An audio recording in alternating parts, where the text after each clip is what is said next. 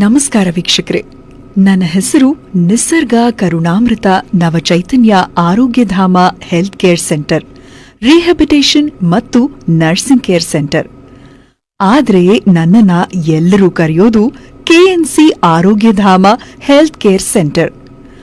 ನಾನು ಹುಟ್ಟಿದ್ದು 1989ನೇ ಇಸ್ವಿ ಸೆಪ್ಟೆಂಬರ್. ನಾನಿರೋದು ಹೊರಮಾವು ಗಾಂಧಿ ಸರ್ಕಲ್, ಬಾಣಸ್ವಾಡಿ, ಬೆಂಗಳೂರು 560043. ನಾನು ಮಾಡುತ್ತಿರೋ ಕೆಲಸ ವೃದ್ಧರ ಸೇವಾಶ್ರಮ, ನೆರವಿನ ಜೀವನ ಸೌಲಭ್ಯ, ಉಸಿರಾಟದ ತೊಂದರೆ, ಮಧುಮೇಹ, ರಕ್ತದೊತ್ತಡ ಪರೀಕ್ಷೆ, ದೀರ್ಘಕಾಲೀನ ಆರೈಕೆ, ಅಂಗವಿಕಲ, ಬುದ್ಧಿವಿಕಲ, ಪಾರ್ಕಿನ್ಸನ್, ಪಾರ್ಶ್ವವಾಯು ಪೀಡಿತ ರೋಗಿಗಳ ಶುಶ್ರೂಷೆ, ದೀರ್ಘಕಾಲ ರೋಗದಿಂದ ನರಳುವವರ ಶುಶ್ರೂಷೆ, ವಾರದ 7 ದಿನ 24 ಗಂಟೆಯ ಕಾಲ ದಾದಿಯರಿಂದ ಆರೈಕೆ ಹಾಗೂ ಪುನರ್ವಸತಿ ಕೇಂದ್ರ. ನನ್ನ ಕಾರ್ಯವೈಖರಿಯನ್ನ ನೋಡಿ ಹಲವಾರು ಸಂಘ ಸಂಸ್ಥೆಗಳು ನನಗೆ ಪ್ರಶಸ್ತಿಯನ್ನ ನೀಡಿರ್ತಾರೆ. Well placed gentleman, as a minister's brother-in-law, I don't find a peace in my house. So I want to continue here up to my life. We are getting the best medical attention, food attention. Nurses are like our sisters, and they are taking more care. At 6 o'clock we are getting coffee, and 7 o'clock morning tiffin, and 1 o'clock all the other things. So I cannot say more than this about my institution. I thank once again for the medical department. ಚೆನ್ನಾಗಿ ನೋಡ್ಕೊಂತಾರೆ sir. ಇಲ್ಲಿರೋ madam ತುಂಬಾ ಒಳ್ಳೆಯವರು, ಇಲ್ಲಿರೋ ನರ್ಸ್ಗಳು ತುಂಬಾ ಒಳ್ಳೆಯವರು, ಚೆನ್ನಾಗಿ ನೋಡ್ಕೊಳ್ತಾರೆ ಸರ್. ನನ್ನ ಹೆಸರು ಒಳ್ಳೆ ಮಾತಾ. ತುಂಬಾ ಎಕ್ಸಸೈಸ್ ಮಾಡಿಸ್ತಾರೆ ದಿನಾಗ್ಲೂ ಒಂದು ಮೇಡಮ್. ಇಷ್ಟು ದಿನ ತೊಂದರೆ ಆಗಿತ್ತು, ಇವಾಗ ಚೆಂದಾಗಿ ಕುಂತ್ಕೊಳ್ತೀನಿ ಅಮ್ಮ. ಆ ತರ ಚೆಂದಾಗಿ ನೋಡ್ಕೊಂತಾರೆ ಎಲ್ಲಾರು. ಇಲ್ಲಿ ಬರೋ ಪೇಷಂಟ್ಸ್ ಎಲ್ಲ ಜೀರಿಯಾಟ್ರಿಕ್ ಪೇಷಂಟ್ಸ್ ಅಂತ, ಅಂದ್ರೆ ವಯಸ್ಸಾಗಿರೋ ಪೇಷಂಟ್ಸೇ ಇರೋರು. ತುಂಬಾ ಬೆಡ್ ರಿಡನ್ ಪೇಷಂಟ್ಸೇ ಇರ್ತಾರೆ. ಆವಾಗ ಅವರು ಮನೆಯಲ್ಲಿ ನೋಡ್ಕೊಳಕ್ಕೆ ಸಾಧ್ಯವಾಗೋದಿಲ್ಲ. ಅದಕ್ಕೆ ಇಲ್ಲಿ ಬಂದು ಕೇರ್ಗೆ ಇಲ್ಲಿ ಬಿಡ್ತಾರೆ. ನಾವು ಫಿಸಿಯೋಥೆರಪಿ ಕೊಡೋದು ಈ ಬೆಡ್ ರಿಡನ್ ಪೇಷಂಟ್ಸ್ಗೆ. ಸ್ಟ್ರೋಕ್ ಪೇಷಂಟ್ಸ್ ತುಂಬಾ ಜಾಸ್ತಿ ಇದ್ದಾರೆ. ಬೇರೆ ಫ್ರಾಕ್ಚರ್ ಪೇಷಂಟ್ಸ್ ಬರ್ತಾರೆ. ಆಮೇಲೆ ಎಲ್ಲೋ ಬ್ಯಾಕ್ ಅಲ್ಲಿ ಏನಾದ್ರೂ ಡಿಸ್ಕ್ ಪ್ರಾಬ್ಲಮ್ ಆಗ್ಬಿಟ್ಟು ಕಂಪ್ಲೀಟ್ಲಿ ಬೆಡ್ ರಿಡನ್ ಆಗಿ ಇಲ್ಲಿ ಬಂದಿರ್ತಾರೆ. ಆವಾಗ ನಾವು ಫಿಸಿಯೋಥೆರಪಿ ಸ್ವಲ್ಪ ದಿನ ಇಷ್ಟು ದಿನ ಆಗುತ್ತೆ ಅಂತ ಹೇಳ್ಬಿಟ್ಟು ಟ್ರೀಟ್ಮೆಂಟ್ ಕೊಡ್ತೀವಿ. ಕೊಟ್ಟಾಗ ಸ್ವಲ್ಪ ಇಂಪ್ರೂವ್ ಆಗ್ತಾರೆ. ಇವಾಗ ಸಪೋಸ್ ಈ ಪೇಷಂಟ್ ಇವಾಗ ಫಿಸಿಯೋಥೆರಪಿ ಮಾಡ್ತಾ ಇದೀವಿ. ಮುಂಚೆ ಕಂಪ್ಲೀಟ್ಲಿ ಬೆಡ್ ರಿಡನ್ ಇದ್ರು ಇವರು. ಇವಾಗ ಎದ್ದು ಕೂತ್ಕೊಂತಾರೆ. ಸಪೋರ್ಟ್ ಸಿಟ್ಟಿಂಗ್ ಬ್ಯಾಲೆನ್ಸ್ ಬಂದಿದೆ ಇವರಿಗೆ. ಇನ್ನು ಮೇಲಿಂದ ಸ್ಟ್ಯಾಂಡಿಂಗ್ ಬ್ಯಾಲೆನ್ಸ್.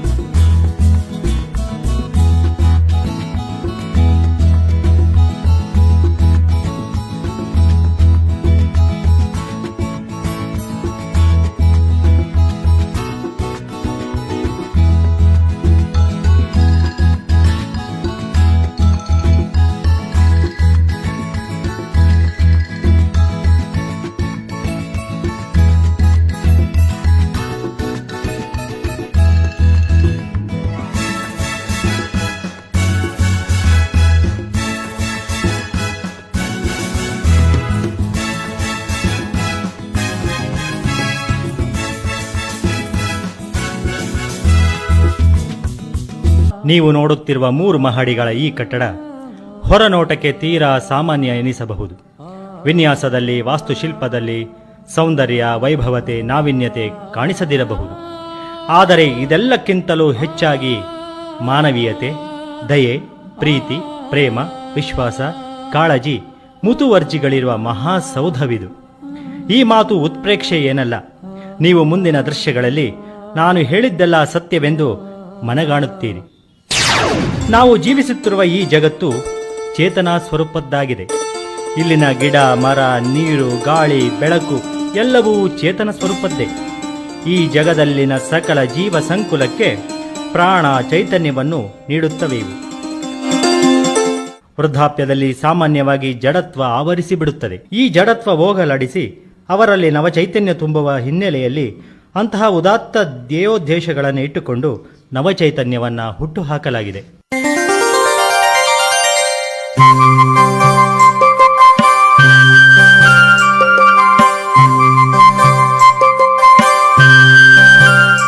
ಬೆಂಗಳೂರು ನಗರದ ಹೊರವಲಯದಲ್ಲಿರುವ ಬಾಣಸವಾಡಿ ಸಮೀಪದ ಹೊರಮಾವು ಎಂಬಲ್ಲಿ ಸುಂದರ ಪ್ರಶಾಂತ ವಾತಾವರಣದಲ್ಲಿ ಜೀವಗಳಿಗೆ ಜೀವನಕ್ಕೆ ನವಚೈತನ್ಯ ನೀಡುವ ನಿಟ್ಟಿನಲ್ಲಿ ನವಚೈತನ್ಯ ಓಲ್ಡ್ ಏಜ್ ಹೋಮ್ ತಲೆ ಎತ್ತಿ ನಿಂತಿದೆ.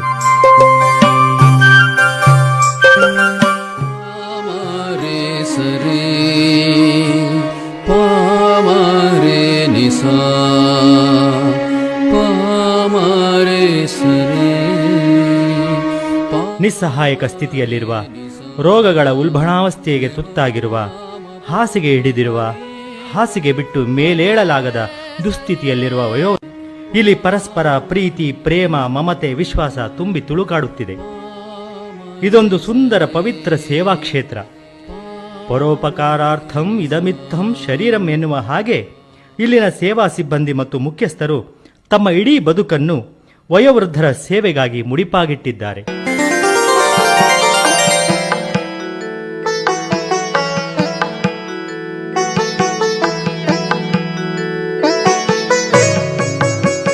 ನಿಸರ್ಗದ ಮಡಿಲಿನಲ್ಲಿ ಸುರಕ್ಷಿತವಾಗಿದ್ದೇವೆ, ಉಲ್ಲಸಿತರಾಗಿದ್ದೇವೆ ಎಂಬ ಭಾವನೆಯನ್ನ ಇಲ್ಲಿನ ಆಶ್ರಮವಾಸಿಗಳಲ್ಲಿ ಮೂಡಿಸಲು ಈ ಆಶ್ರಮದಲ್ಲಿ ಮನರಂಜನೆಗಾಗಿಯೇ ಪ್ರತಿ ಕೋಣೆಯಲ್ಲೂ ಟಿವಿ ವ್ಯವಸ್ಥೆ ಮಾಡಲಾಗಿದೆ.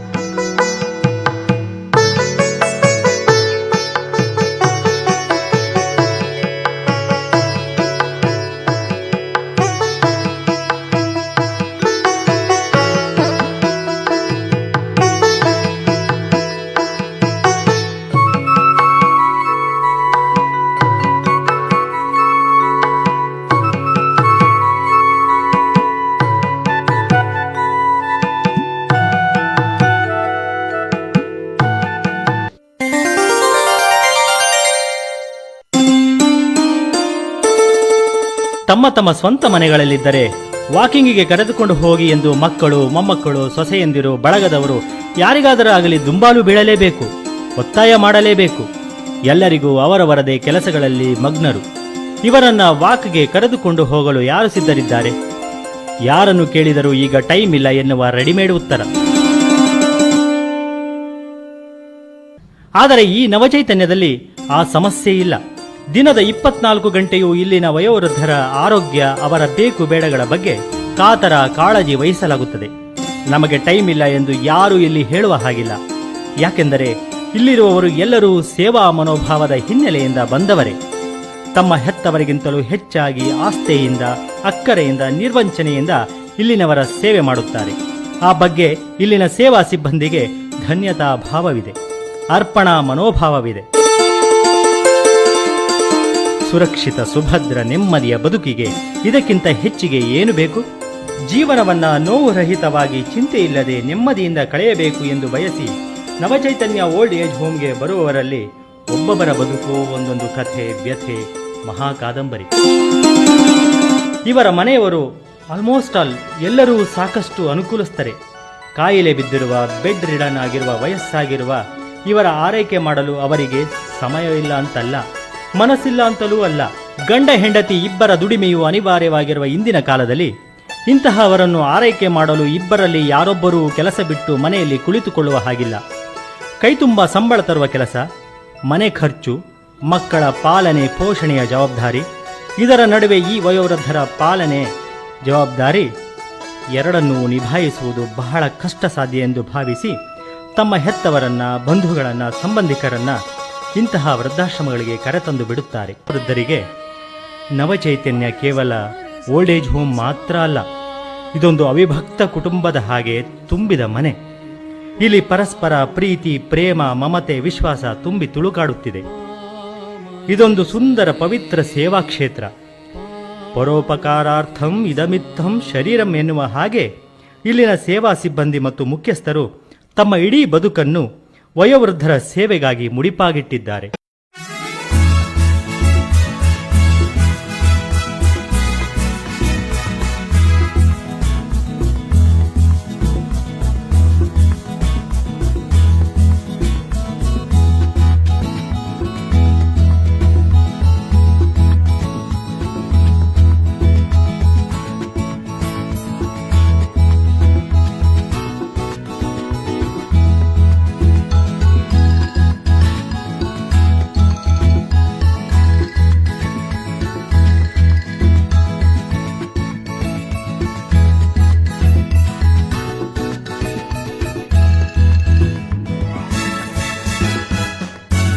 ಚೆಲುವು ಸೂಸುವ ಬಗೆ ಬಗೆ ಬಣ್ಣದ ಸುಗಂಧಭರಿತ ಹೂಗಳ ಗಿಡಗಳು,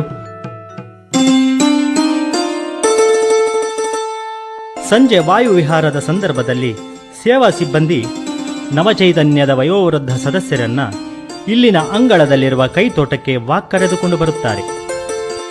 ಹಸಿರು ಹುಲ್ಲು ಹಾಸಿನ ಮೇಲೆ ಗಿಡಗಳ ಸಂದುಗೊಂದುಗಳಲ್ಲಿ ನುಸುಳುತ್ತಾ ಜಿಗಿಯುತ್ತಾ ಆಟವಾಡುವ, ನೋಡಿದರೆ ಎತ್ತಿ ಮುತ್ತಿಟ್ಟಬೇಕು ಎನ್ನುವಷ್ಟು ಸುಂದರವಾಗಿರುವ ಮೊಲಗಳನ್ನು ವೀಕ್ಷಿಸುತ್ತಾ ಮನಸ್ಸು ಹಗುರಾಗಿ ಅರಕ್ಷಣವಾದರೂ ನೋವು ಕಷ್ಟ ಮರೆತು ಲವಲವಿಕೆ ಮೂಡಿ ನವಚೈತನ್ಯ ಪುಟಿದೇಳುತ್ತದೆ.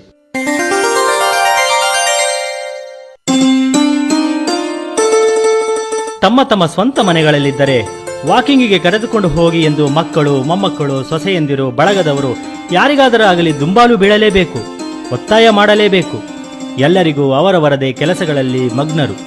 ಇವರನ್ನ ವಾಕ್ಗೆ ಕರೆದುಕೊಂಡು ಹೋಗಲು ಯಾರು ಸಿದ್ಧರಿದ್ದಾರೆ?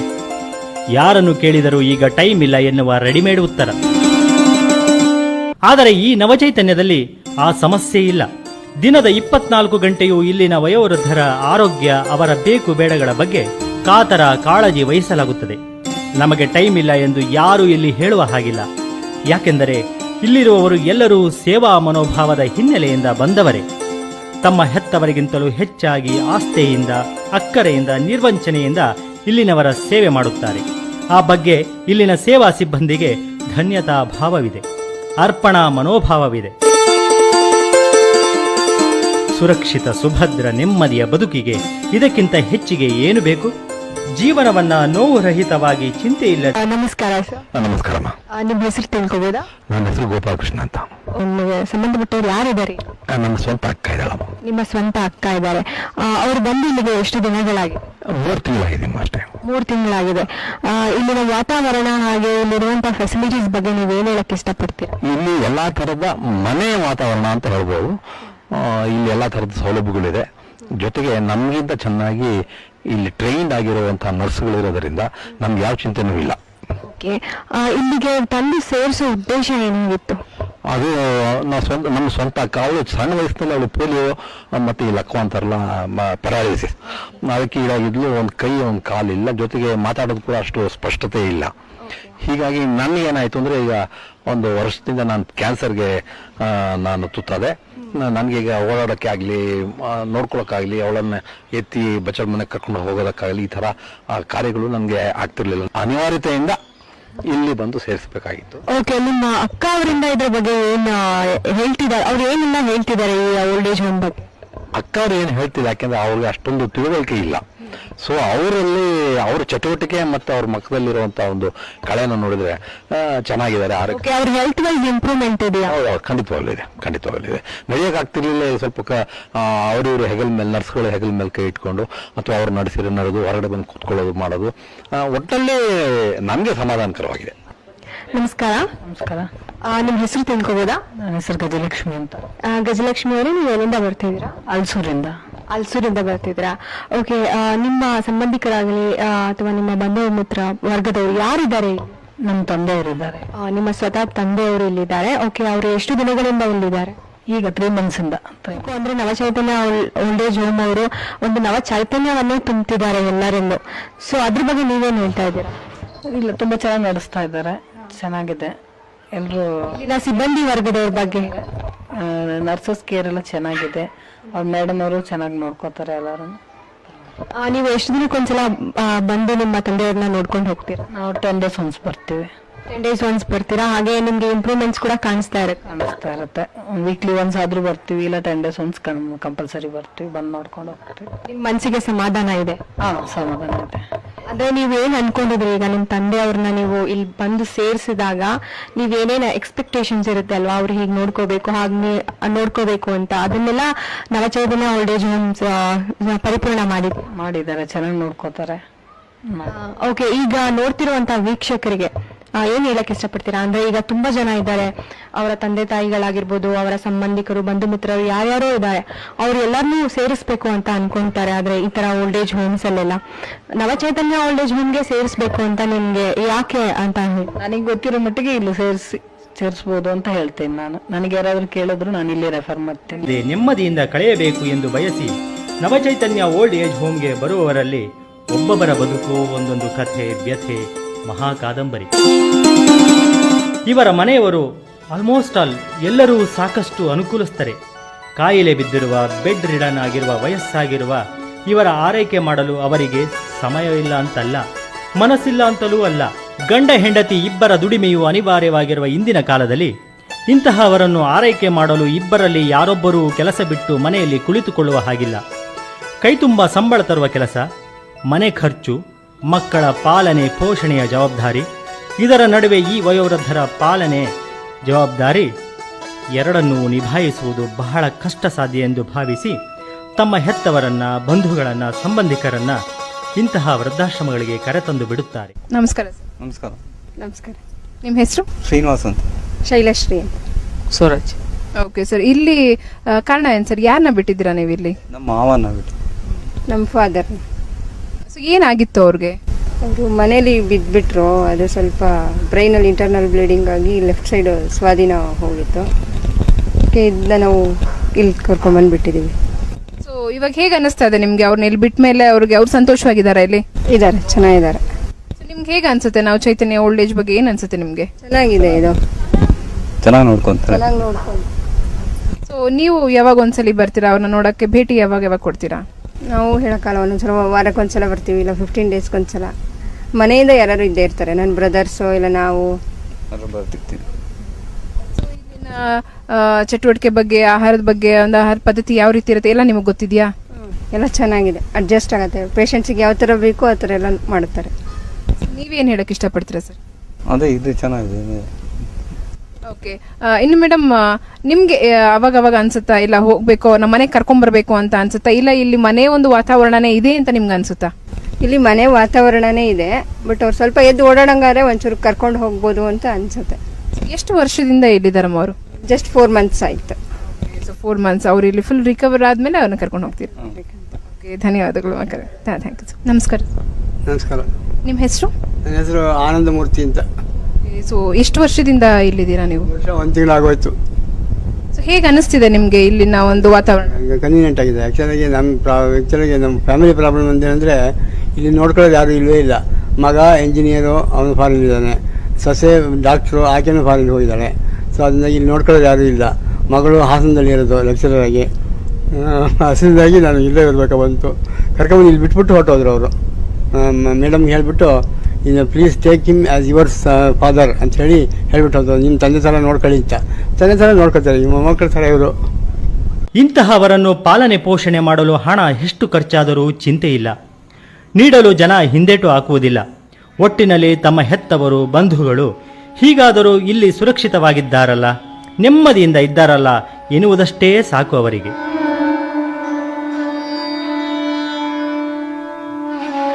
ನವಚೈತನ್ಯದ ಬಗ್ಗೆ ಅವರಿಗೆ ಅಷ್ಟೊಂದು ನಂಬಿಕೆ, ವಿಶ್ವಾಸ. ತಮ್ಮವರನ್ನು ಬಹಳ ಅಕ್ಕರೆಯಿಂದ ಜೋಪಾನವಾಗಿ ನೋಡಿಕೊಳ್ಳುತ್ತಾರೆ ಎನ್ನುವ ನಿರುಮ್ಮಳತೆ, ನಿರಾಳತೆ.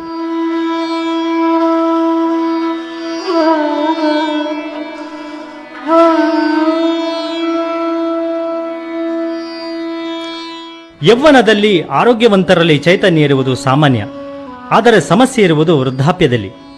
ದೇಹಕ್ಕೆ ವಯಸ್ಸಾಗುತ್ತಾ ಬಂದಂತೆಲ್ಲ ಜೀವಕೋಶಗಳು ನಶಿಸಿ, ಕ್ಷೀಣಿಸಿ, ಜೀರ್ಣಶಕ್ತಿ ಕುಗ್ಗಿ, ಬಲ ಕುಂದಿ, ಕಣ್ಣುಗಳು ಗುಳಿಬಿದ್ದು, ಗಲ್ಲ ಜೋತು ಬಿದ್ದು, ಹಲ್ಲುಗಳು ಉದುರಿ ಬೊಚ್ಚು ಬಾಯಿಯಾಗಿ, ಆಹಾರ ಅಗಿದು ತಿನ್ನಲೂ ಸಾಧ್ಯವಾಗದೆ, ರಕ್ತದ ಬಿಸಿಯೂ ತಣ್ಣಗಾಗಿ, ವೃದ್ಧಾಪ್ಯದಲ್ಲಿ ಕಾಡುವ ಅನೇಕ ರೋಗಗಳಿಂದ ಜರ್ಜರಿತರಾಗುವ ವಯೋವೃದ್ಧರಲ್ಲಿ ಪುನಃ ನವಚೈತನ್ಯ ತುಂಬಿ ತಮ್ಮ ಜೀವಮಾನದ ಕೊನೆಯ ದಿನಗಳನ್ನು ಸಹನೀಯವಾಗಿ ಸಾಗಿಸುವಂತೆ ಮಾಡುವಲ್ಲಿ ಮಕ್ಕಳು, ಬಂಧು ಬಳಗ, ಸಮಾಜ,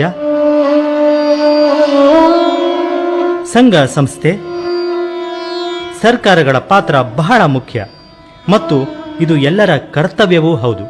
ಆರೋಗ್ಯವೇ ಭಾಗ್ಯ. ಉತ್ತಮ ಆರೋಗ್ಯಕ್ಕಾಗಿ ಕೋಟ್ಯಾಂತರ ರೂಪಾಯಿ ಖರ್ಚು ಮಾಡ್ತಾರೆ.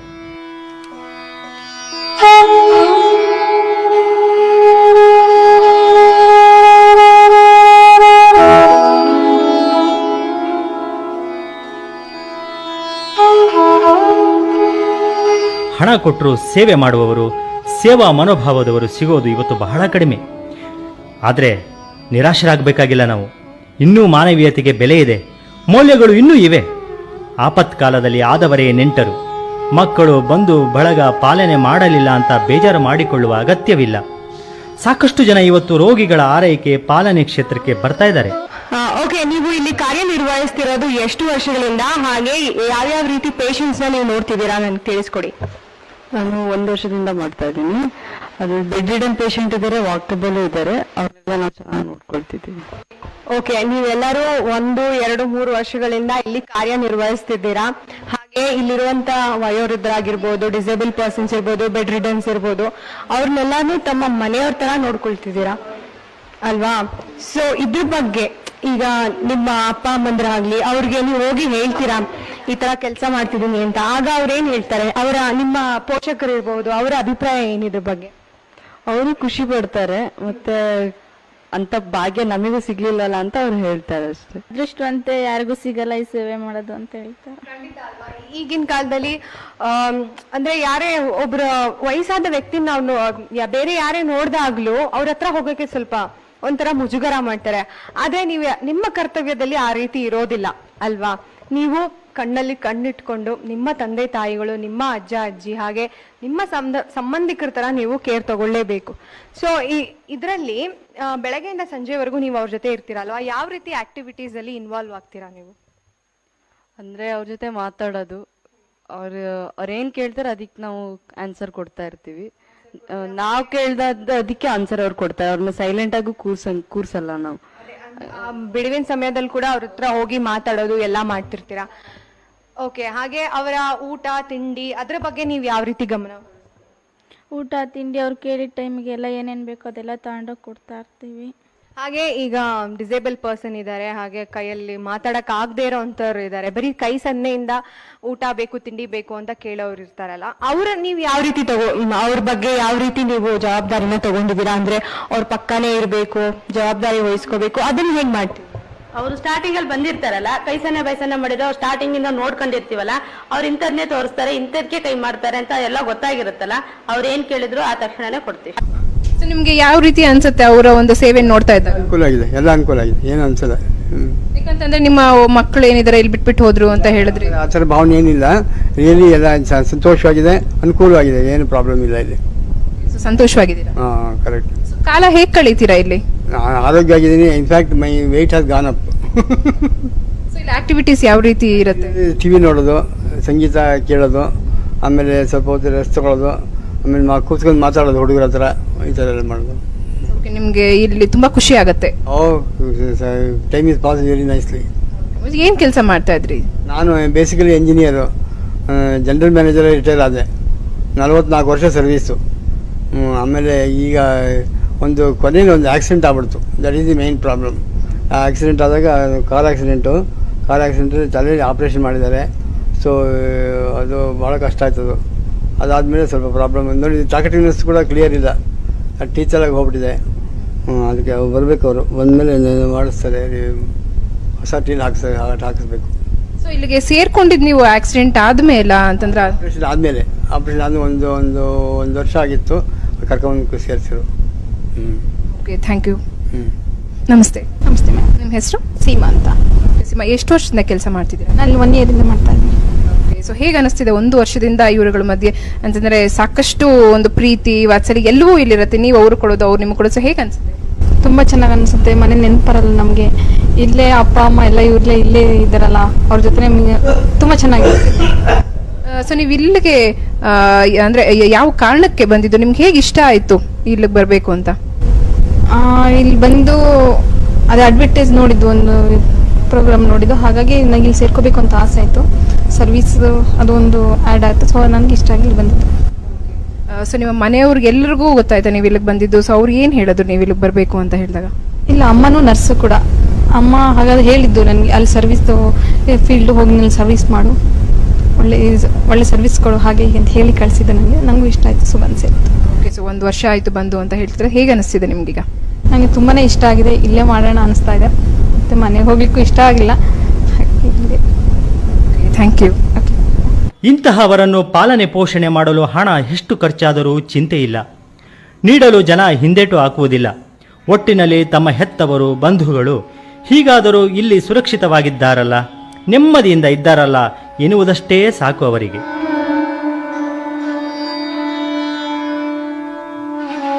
ನವಚೈತನ್ಯದ ಬಗ್ಗೆ ಅವರಿಗೆ ಅಷ್ಟೊಂದು ನಂಬಿಕೆ, ವಿಶ್ವಾಸ.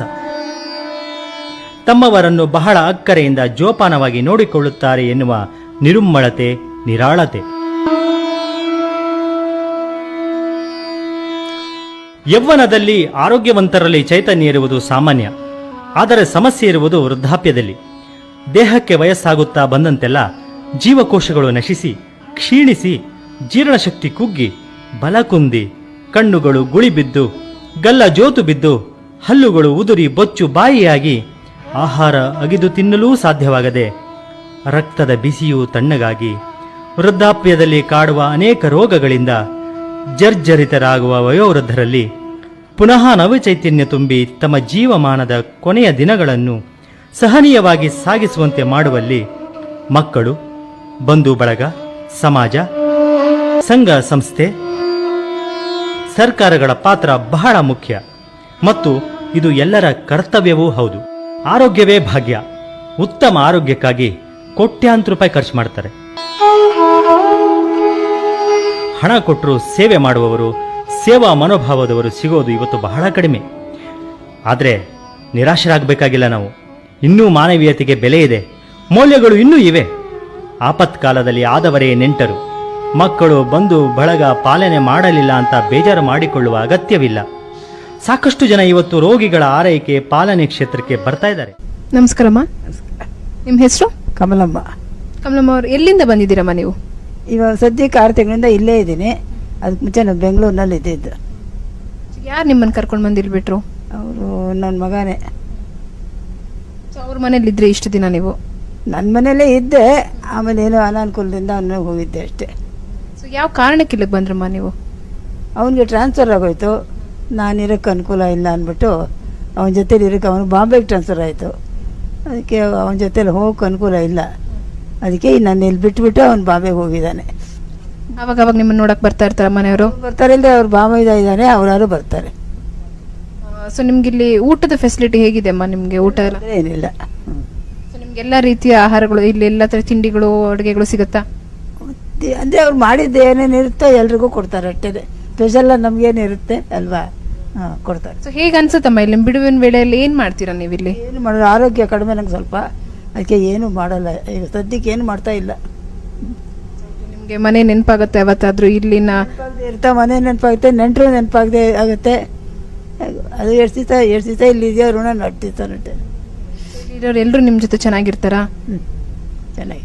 ಸೊ ಎಲ್ಲರೂ ನಿಮ್ಮನ್ನ ಅಂದ್ರೆ ಇಲ್ಲಿ ನಿಮ್ಗೆ ಏನಾದ್ರು ಪ್ರಾಬ್ಲಮ್ ಆಗ್ತಾ ಇದೆ ಅಂತಂದ್ರೆ ಮಧ್ಯರಾತ್ರಿಲಿ ಎದ್ದೇಳೋದು ಎಲ್ಲ ಮಾಡ್ತಾರಾ ನಿಮ್ಗೋಸ್ಕರ? ಇವರು ಜೊತೆಲಿ ಇರ್ತಾರಲ್ಲ, ಅವರು ಬೇಕು ಅಂದ್ರೆ ಯಾತಕರಕ್ಕೆ ಹೋಗಿದ್ರೆ ಹೇಳ್ತಾಳೆ. ಯಾವಾಗ್ಲೂ ನಿಮ್ ಜೊತೆ ಇರ್ತಾರೆ? ಇಲ್ಲೇ ಇರ್ತಾರೆ ಅವರು, ಲೆಕ್ಕನೇ ಲೆಕ್ಕ. ಸೊ ನಿಮ್ಗೆ ಈ ಒಂದು ವಾತಾವರಣ ಖುಷಿ ಅನ್ಸುತ್ತಾ? ಧನ್ಯವಾದಗಳಮ್ಮ. ನಮಸ್ತೆ. ನಮಸ್ತೆ. ನಿಮ್ಮ ಹೆಸರು? ಚಂದ್ರಕಲಾ. ಸೊ ಎಲ್ಲಿಂದ ಬಂದಿದ್ದೀರಾ ನೀವು? ನಾವು ತುಮಕೂರಿಂದ ಬಂದಿದ್ದೀವಿ. ಸೊ ತುಮಕೂರಿಂದ ಇಲ್ಲಿಗೆ ಬಂದಿದ್ದೀರಾ. ಯಾರು ನಿಮ್ಗೆ ಇಲ್ಲಿ ನಾವು ಚೈತನ್ಯ ಓಲ್ಡ್ ಏಜ್ ಬಗ್ಗೆ ಹೇಳಿದ್ರು? ಇದು ಪೇಪರ್ನಲ್ಲಿ ನೋಡಿದ್ವಿ ನಾವು. ನಾನು ಕಂಪ್ಯೂಟರ್ ಕ್ಲಾಸ್ಗೆ ಹೋಗ್ಬೇಕಾದ್ರೆ ಪೇಪರ್ನಲ್ಲಿ ನೋಡಿ ಆ ತಕ್ಷಣ ನಾನು ಮೇ 19ಕ್ಕೆ ಇಲ್ಲಿಗೆ ಬಂದೆ. ಸೊ ಅಪ್ಪ ಅಮ್ಮನ ಎಲ್ಲರನ್ನೂ ಬಿಟ್ಟು ಬಂದಿದ್ದಾರೆ, ನಿಮ್ಗೇನು ಅನ್ಸಲ್ವಾ? ಇಲ್ಲಿ ನೋಡ್ಕೊಳೋದು ಅಪ್ಪ ಅಮ್ಮನೇ ಅಲ್ವಾ, ಅದೇ ಥರನೇ ಇಲ್ಲೂ ಅಪ್ಪ ಅಮ್ಮ ನೋಡ್ಕೊಳೋ ಥರನೇ ಖುಷಿ ಆಗುತ್ತೆ. ಅದರಿಂದ ಇಲ್ಲಿದ್ದೀನಿ. ಹೇಗೆ ಅನಿಸ್ತಾರೆ ಎಲ್ಲರೂ ನಿಮಗೆ ಇಲ್ಲಿರೋರು? ಎಲ್ಲರೂ ತುಂಬ ಒಳ್ಳೆಯವರು ಅನ್ನಿಸ್ತಾರೆ. ಎಲ್ಲರೂ ಅಷ್ಟೇ, ಎಲ್ಲ ನಮ್ಮ ಅಜ್ಜಿ ತಾತ ಅಪ್ಪ ಅಮ್ಮಗಿನ ಹೆಚ್ಚು ಅನ್ನಿಸ್ತಾರೆ. ಸೊ ನಿಮ್ಗೆ ಒಂದೊಂದ್ಸಲಿ ಕಷ್ಟ ಅನ್ಸಲ್ವಾ? ಅವ್ರು ಕೆಲವೊಂದೊಂದ್ಸಲಿ ನಿದ್ದೆ ಬರೋದಿಲ್ಲ ಅಥವಾ ಅವ್ರಿಗೇನೋ ಒಂದು ಸಮಸ್ಯೆ ಆಗ್ತಾ ಇರುತ್ತೆ ಮಧ್ಯದಲ್ಲಿ, ಅವಾಗ ನೀವು ಎದ್ದೇಳೋದು, ನಿಮ್ಗೆ ಸಮಸ್ಯೆ ಅನ್ಸಲ್ವಾ ಅವಾಗ? ಏನೂ ಅನ್ಸಲ್ಲ, ಖುಷಿ ಆಗುತ್ತೆ. ನಮ್ಮ ಸೇವೆ ನಾವು ಮಾಡಬೇಕು ಅನ್ಸುತ್ತೆ. ಸೊ ಇಲ್ಲಿ ಎಲ್ಲ ರೀತಿಯ ಒಂದು ಆಹಾರ ಅವ್ರಿಗೆಲ್ಲ ಇಷ್ಟ ಆಗುತ್ತಾ? ಇಷ್ಟ ಆಗುತ್ತೆ. ಎಲ್ಲ ರೀತಿಯ ಆಹಾರನೂ ಕೊಡ್ತಾರೆ, ಇಷ್ಟ ಆಗುತ್ತೆ. Thank you sir. Thank you. ನಮಸ್ತೆ. ನಮಸ್ತೆ. ನಿಮ್ಮ ಹೆಸರು? ಬಾಲಾಜಿ. ಎಷ್ಟು ವರ್ಷದಿಂದ ಇಲ್ಲಿದ್ದೀರಾ? ನಾನು ಐ ಆಮ್ ಅರೌಂಡ್ 53 years. ಇಲ್ಲಿ ಬಂದೊಂದು 2 months ಆಯ್ತು. ಸೊ ಯಾವ ಕಾರಣಕ್ಕೆ ಇಲ್ಲಿಗೆ ಬಂದ್ರಿ ನೀವು? ಸ್ಪ್ಯಾಂಡಿಲಿಟೀಸ್ ಆಪರೇಷನ್ ಆಗಿದೆ ಹಿಂದೆ. ಸೊ ಇದು ಆಪರೇಷನ್ ಆಗಿ 2 ತಿಂಗಳಾಯಿತು. It was a major operation. ಹಾಸ್ಪಿಟಲ್ಲಿ ಆಗಿದ್ದು ಆಪರೇಷನ್ನು. Then I had to take rest for 2 months. After that I was shifted to here to take rest. So I come here to take rest. After I get well, I feel I may move from here. But it's a good place. It's like home. There's no problem at all, and no hassles problem. Anything, time to time you'll get food. You'll get everything, bath, geet and all. There's no problem at all. Provided I'm handicapped. I don't have legs.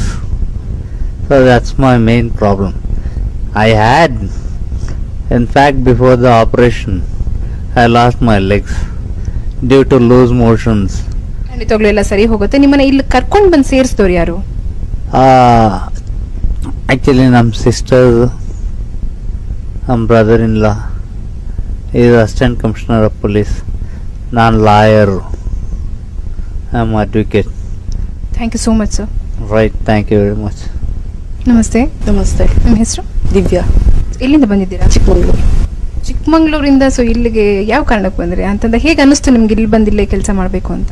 ಚೆನ್ನಾಗಿದೆ ಇಲ್ಲಿ, ಆಮೇಲೆ ಪುಣ್ಯ ಸಿಗುತ್ತೆ ಈ ಕೆಲಸ ಎಲ್ಲ ಮಾಡಿದ್ರೆ. ಇಲ್ಲೂ ಎಲ್ಲ ಚೆನ್ನಾಗಿ. ಮಾತೃದೇವೋಭವ ಪಿತೃದೇವೋಭವ. ಮಾತಾಪಿತೃಗಳನ್ನು ದೇವರಂತೆ ಕಾಣುವ ಸಂಸ್ಕೃತಿ ಭಾರತೀಯತೆ. ಅನಾದಿ ಕಾಲದಿಂದಲೂ ಭಾರತದಲ್ಲಿ ತಂದೆ ತಾಯಿಯರನ್ನ ಪೂಜ್ಯ ಸ್ಥಾನದಲ್ಲಿಟ್ಟು ಪ್ರೀತಿ ವಾತ್ಸಲ್ಯ ಮಮತೆಗಳಿಂದ ಮಕ್ಕಳು ನೋಡಿಕೊಳ್ತಾ ಇದ್ರು. ವೃದ್ಧಾಪ್ಯದಲ್ಲಿ ಸೇವೆ ಮಾಡ್ತಾ ಇದ್ರು. ಅದಕ್ಕಾಗಿ ಎಂತಹ ತ್ಯಾಗಕ್ಕೂ ಮುಂದಾಗ್ತಾ ಇದ್ರು. ಪರಿವರ್ತನೆ ಜಗದ ನಿಯಮ ಎನ್ನುವ ಹಾಗೆ ಇಂದು ಅಂತಹ ಪರಿಸ್ಥಿತಿ ಇಲ್ಲ, ತುಂಬ ಅಪರೂಪವಾಗಿದೆ. ಇದಕ್ಕೆ ಕಾರಣಗಳು ಇಲ್ಲದಿಲ್ಲ. ಕೈಗಾರಿಕೀಕರಣ, ನಗರೀಕರಣ, ಔದ್ಯೋಗೀಕರಣ, ಜಾಗತೀಕರಣ, ಜೊತೆಗೆ ಸ್ವಾರ್ಥ ಮನೋಭಾವ. ಮಕ್ಕಳು ವೃದ್ಧಾಪ್ಯದಲ್ಲಿರುವ ತಂದೆ ತಾಯಿಯರನ್ನು ನೋಡಿಕೊಳ್ಳಲು ಆಗ್ತಾ ಇಲ್ಲ. ಪರ ಊರು, ಪರ ರಾಜ್ಯ, ಪರ ರಾಷ್ಟ್ರಗಳಲ್ಲಿ ಕೆಲಸ. ವೃದ್ಧರ ಸೇವೆ ಮಾಡಬೇಕೆಂದರೂ ಸಮಯದ ಅಭಾವ. ಇಂತಹವರಿಗಾಗಿಯೇ ನವಚೈತನ್ಯ ಓಲ್ಡ್ ಏಜ್ ಹೋಮ್. ವೃದ್ಧರು ಮಕ್ಕಳ ಹಾಗೆ. ತುತ್ತು ತಿನ್ನಿಸುವುದರಿಂದ ಹಿಡಿದು ಸ್ನಾನ ಶೌಚಾದಿಗಳನ್ನೂ ಕೂಡ ಮಾಡಿಸಬೇಕಾಗತ್ತೆ. ಮನಸ್ಸಲ್ಲಿ ಶಕ್ತಿ ಇದ್ದರೂ ಮುಪ್ಪಾದ ದೇಹ ಸ್ಪಂದಿಸಲ್ಲ. 60ರ ನಂತರ ಬಹುತೇಕರಿಗೆ ಅರಳು ಮರಳು ಬೇರೆ ಶುರುವಾಗಿರುತ್ತೆ. ತಾವು ಏನು ಮಾಡ್ತೀವಿ ಅನ್ನೋ ಅರಿವೂ ಕೂಡ ಅವರಿಗಿರಲ್ಲ. ಅಂತಹವರಿಗಾಗಿಯೇ ನವಚೈತನ್ಯ ಓಲ್ಡ್ ಏಜ್ ಹೋಮ್. ಊಟ, ತಿಂಡಿ, ಸ್ನಾನ, ಬಟ್ಟೆ ಹಾಕುವುದು, ಔಷಧಿ ನೀಡೋದು, ವಾಕ್ ಮಾಡಿಸೋದು, ಮಲಗಿಸೋದು ಎಲ್ಲವನ್ನು ಬಹಳ ತಾಳ್ಮೆ ಪ್ರೀತಿಯಿಂದ ಮಾಡಬೇಕಾಗತ್ತೆ. ಎಲ್ಲರಿಂದಲೂ ಇದು ಸಾಧ್ಯವಿಲ್ಲ. ಸ್ವತಃ ಮನೆಯವರಿಂದಲೂ ಸಾಧ್ಯವಾಗದೆ ಇಂತಹ ವೃದ್ಧಾಶ್ರಮಗಳಿಗೆ ತಂದು ಬಿಡುವಾಗ ವೃದ್ಧಾಶ್ರಮಗಳ ಜವಾಬ್ದಾರಿ, ಕರ್ತವ್ಯ, ಹೊಣೆಗಾರಿಕೆ ತುಸು ಜಾಸ್ತಿಯೇ ಅಲ್ವೇ? ಸೇವಾ ಮನೋಭಾವ, ನಿಸ್ವಾರ್ಥತೆ, ನಿಸ್ಸಹಾಯಕರ ಬಗ್ಗೆ ದಯೆ, ಕರುಣೆ, ಅನುಕಂಪ ಇಲ್ಲದಿದ್ದರೆ ವೃದ್ಧಾಶ್ರಮಗಳನ್ನು ನಡೆಸಲು ಸಾಧ್ಯವಿಲ್ಲ. ಸಮರ್ಪಣಾ ಮನೋಭಾವದಿಂದ ಸತತ ನಿರ್ವಂಚಿತ ಸೇವೆ ಮಾಡಿದರೆ ಮಾತ್ರ ಇಲ್ಲಿಗೆ ಬರುವವರ, ಅವರ ಸಂಬಂಧಿಕರ, ಸಮಾಜದ ವಿಶ್ವಾಸ ಗಳಿಸಿಕೊಳ್ಳಲು ಸಾಧ್ಯ. ನವಚೈತನ್ಯ ಓಲ್ಡ್ ಏಜ್ ಹೋಮ್ ಈ ನಿಟ್ಟಿನಲ್ಲಿ ಈಗ ಬಹಳ ಚಾಲ್ತಿಯಲ್ಲಿರುವ ಹೆಸರು. ಮನುಷ್ಯ ಹುಟ್ಟುವಾಗಲೂ ಏನೂ ತಗೊಂಡು ಬರೋಲ್ಲ. ಈ ಲೋಕ ಬಿಟ್ಟು ಹೋಗುವಾಗಲೂ ಏನೂ ತಗೊಂಡು ಹೋಗಲ್ಲ. ಹುಟ್ಟು ಸಾವಿನ ನಡುವಿನ 4 ದಿನಗಳ ಬದುಕನ್ನ ಸಾರ್ಥಕತೆಯಿಂದ ಬಾಳಬೇಕು. ಹಾಗಾದರೆ ಬದುಕಿನ ಸಾರ್ಥಕತೆ ಹೇಗೆ ಪಡೆಯುವುದು? ತುಂಬ ಸುಲಭ.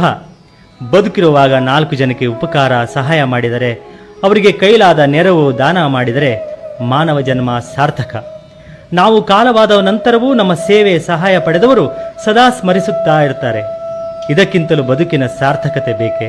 ತಾವು ಮನೆಯಿಂದ ಹೊರಗಿದ್ದೀವಿ, ಬಂಧು ಬಳಗ, ಮಕ್ಕಳು ಮೊಮ್ಮಕ್ಕಳು ಹತ್ತಿರ ಇಲ್ಲ, ಯಾವುದೋ ಹೊಸ ಜಾಗ, ಹೊಸ ಜನ, ಹೇಗೆ ಮಾತಾಡಿಸ್ತಾರೋ, ಹೇಗೆ ನೋಡ್ಕೊಳ್ತಾರೋ ಅನ್ನೋ ಅಂಜಿಕೆ. ಆದರೆ ಆ ಭಯ ನಿಮಗೆ ಲವಲೇಶವೂ ಬಾರದ ಹಾಗೆ ನವಚೈತನ್ಯ ಓಲ್ಡ್ ಏಜ್ ಹೋಮ್ನಲ್ಲಿ ಆಡಳಿತ ವರ್ಗದಿಂದ ಹಿಡಿದು ಎಲ್ಲ ಸೇವಾ ಸಿಬ್ಬಂದಿ ಪ್ರೀತಿ ವಿಶ್ವಾಸ ತೋರಿಸ್ತಾರೆ. ಇಲ್ಲಿಯವರು ಅವರ ಹತ್ತಿರ ಮನಸ್ಸು ಬಿಚ್ಚಿ ಮಾತಾಡಿ ನೋವು ತೋಡ್ಕೊಂಡು ಹಗರ ಆಗ್ತಾರೆ, ನೋಡ್ಕೊಳ್ತಾರೆ. ಅಂದ್ರೆ ನಾವು ಅಮ್ಮನ ಬಿಟ್ಟು ಬಂದಿದೀವಿ ಅನ್ನೋ ಕೊರತೆನೂ ನಮಗೆ ನಮ್ಮ ಮೇಡಮ್ ಕೊಡಲ್ಲ, ತಾಯಿ ತರಾನೇ ನೋಡ್ಕೊಳ್ತಾರೆ. ಇನ್ನು ಇವ್ರ ಜೊತೆನೇ ಎಲ್ಲ ನೆಮ್ಮದಿಯಿಂದ ಮಾತಾಡ್ಕೊಂಡು ಚೆನ್ನಾಗಿರ್ತೀವಿ ಕೆಲಸ ಮಾಡ್ಕೊಂಡು. ಎಷ್ಟು ವರ್ಷದಿಂದ ಇಲ್ಲಿ ಕೆಲಸ ಮಾಡ್ತಾ ಇದ್ದೀರಾ? 1.5 ವರ್ಷ. ಸೊ ಎಲ್ಲ ರೀತಿಯ ಪೇಷಂಟ್ಗಳನ್ನ ನೋಡ್ತೀರಾ. ಸೊ ಏನು ಅನ್ಸುತ್ತೆ ನಿಮಗೆ? ಕೆಲವರು ಹೊಂದ್ಕೊಳ್ತಾರೆ, ಕೆಲವರು ಹೊಂದ್ಕೊಳ್ಳೋದಿಲ್ಲ. ಸೊ ಕೆಲವರು ಮೂಡಿ ಆಗಿರ್ತಾರೆ, ಕೆಲವರು ಚೆನ್ನಾಗಿ ಮಾತಾಡ್ತಾರೆ. ಸೊ ಹೇಗೆ ಅನ್ಸುತ್ತೆ ನಿಮ್ಗೆ ಅವ್ರ ಜೊತೆ ಎಲ್ಲ? ಅವ್ರು ಹೇಗಿದ್ರೆ ನಾವು ಅವ್ರ ಜೊತೆ ಹಾಗೆ ಬೆರಿಬೇಕಾಗುತ್ತೆ. ಇಲ್ಲ ಯಾಕಂದ್ರೆ ಮಗುನೂ ಹಾಗೇನೆ ಒಂದೊಂದ್ಸಲ ಸಿಟ್ಟು ಮಾಡ್ಕೊಂಡು ಹೊಡಿಯೋಕ್ಕೂ ಹೊಡಿತಾರೆ. ಆ ಥರ ಇವರು ಅಷ್ಟೇನೆ, ಹೊಡಿಯಲ್ಲ ಅಂತಿಲ್ಲ, ಹೊಡಿತಾರೆ. ನಾವು ತಾಳ್ಮೆ ತಗೊಂಡ್ರೆ ಅವರು ನಮ್ಮ ಜೊತೆ ಹೊಂದ್ಕೊಂಡು ಹೋಗ್ತಾರೆ. ಸಿಟ್ಟು ಬರೋದಿಲ್ಲ ಇಂಥ ಟೈಮಲ್ಲಿ? ಇಲ್ಲ, ಖಂಡಿತವಾಗ್ಲೂ ಬರಲ್ಲ. ಬರುತ್ತೆ, ಅದನ್ನ ಕಂಟ್ರೋಲ್ ಮಾಡ್ಕೊಳ್ತೀವಿ ಅಷ್ಟೇ. ಸೊ ನಿಮ್ಮ ಇವ್ರ ಜೊತೆ ಇರೋದು ನಿಮ್ಗೆ ಎಲ್ರಿಗೂ ಸಂತೋಷ? ಸಂತೋಷ. Okay, thank you so much. ಮಾತೃದೇವೋಭವ ಪಿತೃದೇವೋಭವ. ಮಾತಾಪಿತೃಗಳನ್ನು ದೇವರಂತೆ ಕಾಣುವ ಸಂಸ್ಕೃತಿ ಭಾರತೀಯತೆ. ಅನಾದಿ ಕಾಲದಿಂದಲೂ ಭಾರತದಲ್ಲಿ ತಂದೆ ತಾಯಿಯರನ್ನು ಪೂಜ್ಯ ಸ್ಥಾನದಲ್ಲಿಟ್ಟು ಪ್ರೀತಿ ವಾತ್ಸಲ್ಯ ಮಮತೆಗಳಿಂದ ಮಕ್ಕಳು ನೋಡಿಕೊಳ್ತಾ ಇದ್ರು. ವೃದ್ಧಾಪ್ಯದಲ್ಲಿ ಸೇವೆ ಮಾಡ್ತಾ ಇದ್ರು. ಅದಕ್ಕಾಗಿ ಎಂತಹ ತ್ಯಾಗಕ್ಕೂ ಮುಂದಾಗ್ತಾ ಇದ್ರು. ಪರಿವರ್ತನೆ ಜಗದ ನಿಯಮ ಎನ್ನುವ ಹಾಗೆ ಇಂದು ಅಂತಹ ಪರಿಸ್ಥಿತಿ ಇಲ್ಲ, ತುಂಬ ಅಪರೂಪವಾಗಿದೆ. ಇದಕ್ಕೆ ಕಾರಣಗಳು ಇಲ್ಲದಿಲ್ಲ. ಕೈಗಾರಿಕೀಕರಣ, ನಗರೀಕರಣ, ಔದ್ಯೋಗೀಕರಣ, ಜಾಗತೀಕರಣ, ಜೊತೆಗೆ ಸ್ವಾರ್ಥ ಮನೋಭಾವ. ಮಕ್ಕಳು ವೃದ್ಧಾಪ್ಯದಲ್ಲಿರುವ ತಂದೆ ತಾಯಿಯರನ್ನು ನೋಡಿಕೊಳ್ಳಲು ಆಗ್ತಾ ಇಲ್ಲ. ಪರ ಊರು, ಪರ ರಾಜ್ಯ, ಪರ ರಾಷ್ಟ್ರಗಳಲ್ಲಿ ಕೆಲಸ, ವೃದ್ಧರ ಸೇವೆ ಮಾಡಬೇಕೆಂದರೂ ಸಮಯದ ಅಭಾವ. ಇಂತಹವರಿಗಾಗಿಯೇ ನವಚೈತನ್ಯ ಓಲ್ಡ್ ಏಜ್ ಹೋಮ್. ವೃದ್ಧರು ಮಕ್ಕಳ ಹಾಗೆ. ತುತ್ತು ತಿನ್ನಿಸೋದ್ರಿಂದ ಹಿಡಿದು ಸ್ನಾನ ಶೌಚಾದಿಗಳನ್ನೂ ಕೂಡ ಮಾಡಿಸಬೇಕಾಗತ್ತೆ. ಮನಸ್ಸಲ್ಲಿ ಶಕ್ತಿ ಇದ್ದರೂ ಮುಪ್ಪಾದ ದೇಹ ಸ್ಪಂದಿಸಲ್ಲ. 60ರ ನಂತರ ಬಹುತೇಕರಿಗೆ ಅರಳು ಮರಳು ಬೇರೆ ಶುರುವಾಗಿರುತ್ತೆ. ತಾವು ಏನು ಮಾಡ್ತೀವಿ ಅನ್ನೋ ಅರಿವೂ ಕೂಡ ಅವರಿಗಿರಲ್ಲ. ಅಂತಹವರಿಗಾಗಿಯೇ ನವಚೈತನ್ಯ ಓಲ್ಡ್ ಏಜ್ ಹೋಮ್. ಊಟ, ತಿಂಡಿ, ಸ್ನಾನ, ಬಟ್ಟೆ ಹಾಕುವುದು, ಔಷಧಿ ನೀಡೋದು, ವಾಕ್ ಮಾಡಿಸೋದು, ಮಲಗಿಸೋದು ಎಲ್ಲವನ್ನು ಬಹಳ ತಾಳ್ಮೆ ಪ್ರೀತಿಯಿಂದ ಮಾಡಬೇಕಾಗತ್ತೆ. ಎಲ್ಲರಿಂದಲೂ ಇದು ಸಾಧ್ಯವಿಲ್ಲ. ಸ್ವತಃ ಮನೆಯವರಿಂದಲೂ ಸಾಧ್ಯವಾಗದೆ ಇಂತಹ ವೃದ್ಧಾಶ್ರಮಗಳಿಗೆ ತಂದು ಬಿಡುವಾಗ ವೃದ್ಧಾಶ್ರಮಗಳ ಜವಾಬ್ದಾರಿ, ಕರ್ತವ್ಯ, ಹೊಣೆಗಾರಿಕೆ ತುಸು ಜಾಸ್ತಿಯೇ ಅಲ್ವೇ? ಸೇವಾ ಮನೋಭಾವ, ನಿಸ್ವಾರ್ಥತೆ, ನಿಸ್ಸಹಾಯಕರ ಬಗ್ಗೆ ದಯೆ, ಕರುಣೆ, ಅನುಕಂಪ ಇಲ್ಲದಿದ್ದರೆ ವೃದ್ಧಾಶ್ರಮಗಳನ್ನು ನಡೆಸಲು ಸಾಧ್ಯವಿಲ್ಲ. ಸಮರ್ಪಣಾ ಮನೋಭಾವದಿಂದ ಸತತ ನಿರ್ವಂಚಿತ ಸೇವೆ ಮಾಡಿದರೆ ಮಾತ್ರ ಇಲ್ಲಿಗೆ ಬರುವವರ, ಅವರ ಸಂಬಂಧಿಕರ, ಸಮಾಜದ ವಿಶ್ವಾಸ ಗಳಿಸಿಕೊಳ್ಳಲು ಸಾಧ್ಯ. ನವಚೈತನ್ಯ ಓಲ್ಡ್ ಏಜ್ ಹೋಮ್ ಈ ನಿಟ್ಟಿನಲ್ಲಿ ಈಗ ಬಹಳ ಚಾಲ್ತಿಯಲ್ಲಿರುವ ಹೆಸರು. ಮನುಷ್ಯ ಹುಟ್ಟುವಾಗಲೂ ಏನೂ ತಗೊಂಡು ಬರೋಲ್ಲ. ಈ ಲೋಕ ಬಿಟ್ಟು ಹೋಗುವಾಗಲೂ ಏನೂ ತಗೊಂಡು ಹೋಗಲ್ಲ. ಹುಟ್ಟು ಸಾವಿನ ನಡುವಿನ 4 ದಿನಗಳ ಬದುಕನ್ನ ಸಾರ್ಥಕತೆಯಿಂದ ಬಾಳಬೇಕು.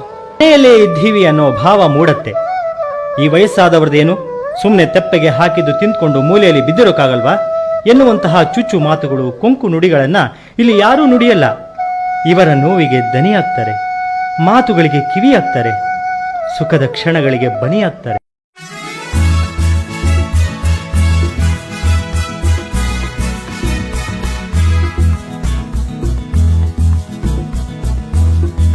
ಹೆಚ್ಚಿನ ಮಾಹಿತಿಗಾಗಿ ಸಂಪರ್ಕಿಸಬೇಕಾದ ವಿಳಾಸ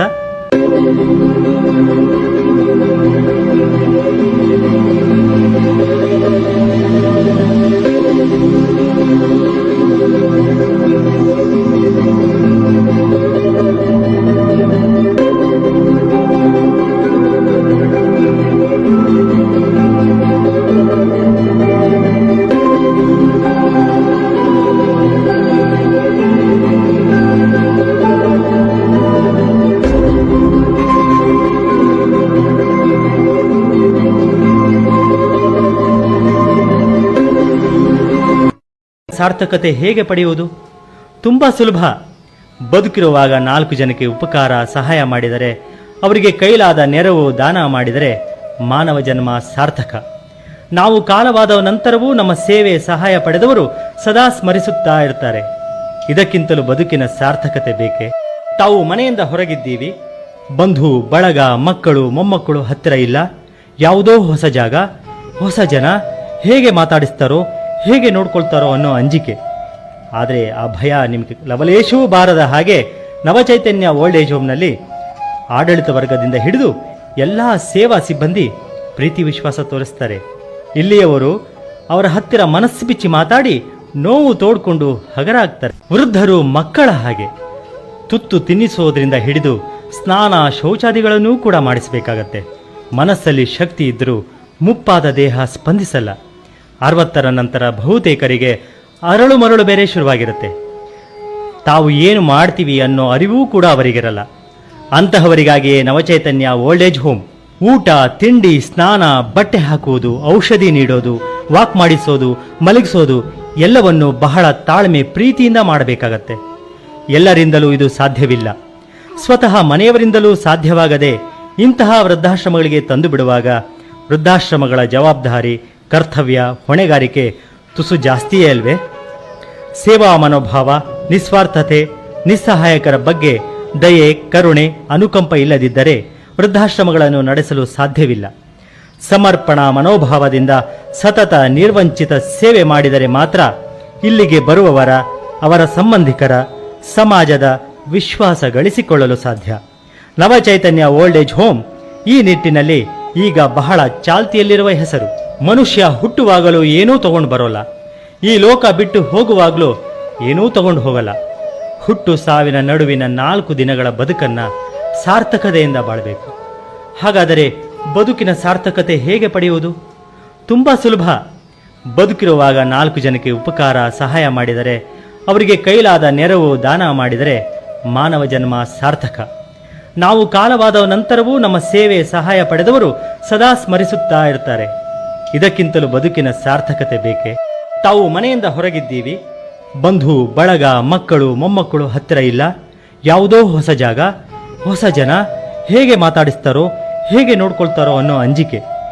ಆದರೆ ಆ ಭಯ ನಿಮಗೆ ಲವಲೇಶವೂ ಬಾರದ ಹಾಗೆ ನವಚೈತನ್ಯ ಓಲ್ಡ್ ಏಜ್ ಹೋಮ್ನಲ್ಲಿ ಆಡಳಿತ ವರ್ಗದಿಂದ ಹಿಡಿದು ಎಲ್ಲ ಸೇವಾ ಸಿಬ್ಬಂದಿ ಪ್ರೀತಿ ವಿಶ್ವಾಸ ತೋರಿಸ್ತಾರೆ. ಹೆಚ್ಚು ಮಾತಾಡಿ ನೋವು ತೋಡ್ಕೊಂಡು ಹಗರಾಗ್ತಾರೆ. ತಮ್ಮ ಹೆಸರು? ನನ್ನ ಹೆಸರು ಆನಂದಮೂರ್ತಿ ಅಂತ. ಆನಂದಮೂರ್ತಿ ಅವರೇ, ತಾವು ಎಲ್ಲಿಂದ ಬಂದಿರೋದು? ನಾ ಇಲ್ಲಿ ಬೆಂಗಳೂರಿಂದಲೇ ಬಂದಿರೋದು. ಓಕೆ, ಈಗ ಎಷ್ಟು ವಯಸ್ಸು ನಿಮಗೆ? ನನಗೆ 74. ನೀವು ಇಲ್ಲಿಗೆ ಬಂದು ಎಷ್ಟು ದಿನಗಳು ಕಳೆದ್ರಿ? ಇದು 6ನೇ ತಿಂಗಳು. ಇದು 6ನೇ ತಿಂಗಳು. ಹೇಗಿದೆ ಇಲ್ಲಿ ಅನುಭವ ನಿಮಗೆ? ಬಹಳ ಚೆನ್ನಾಗಿದೆ. ಅಂದ್ರೆ ಈಗ ನಿಮ್ಗೆ ಅವರು ಊಟ ವಸತಿ ಇರ್ಬೋದು, ಮನೇಲಿ ಇದ್ದಾಗೆ ಇದೆ. ಓ, ಮನೆಯ ಅನುಭವ ನಿಮ್ಗೆ ಇಲ್ಲಿ ಸ್ಪಷ್ಟವಾಗಿ ಸಿಗ್ತಾ ಇದೆ. ಹೌದು. ಹೌದು. ಓಕೆ, ನಿಮ್ಮ ಮನೇಲಿ ಯಾರೆಲ್ಲ ಇದ್ರು, ಹಾಗೆ ನೀವು ಇಲ್ಲಿ ಬರೋ ಉದ್ದೇಶ ಏನು? ಹೇಳ್ತೀನಿ. ನಮ್ಮ ಮಗ ಬಂದು ಇಂಜಿನಿಯರು, ಸೊಸೆ ಬಂದು ಡಾಕ್ಟ್ರು, ಇಬ್ರು ಫಾರಿನ್ಲಿದ್ದಾರೆ. ಇಲ್ಲಿ ಮಿಕ್ಕಂತ ಯಾರು ನೋಡ್ಕೊಳ್ಳೋದಿಲ್ಲ. ಒಂದು ಆಕ್ಸಿಡೆಂಟ್ ಆಯಿತು. ಆಕ್ಸಿಡೆಂಟ್ ಆದಾಗ ನನಗೆ